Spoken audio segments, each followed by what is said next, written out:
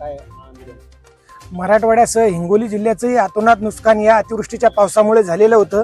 त्यामध्ये आमचं सोयाबीन, कापूस, तूर, हळद हे सर्व पिकं वाहून गेली। तसेच आमच्या शेतीतली संपूर्ण माती खरडून गेली।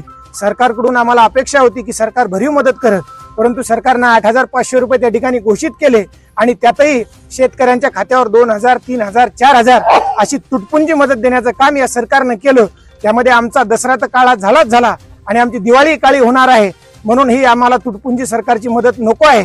एवढं दुःख कमी होते की नाही होत, तर या सरकारनं आणखी एक दुःख आणि आमच्या दुःखावर मिठाचा घाव केला। आमचा शेनगाव तालुका आणि हिंगोली जिल्हा या अतिवृष्टीच्या जे काही आम्हाला अनुदानापासून जे काही मदत मिळणार होती त्याच्यातूनही आमचा शेनगाव तालुका, हिंगोली जिल्हा वगळून टाकला।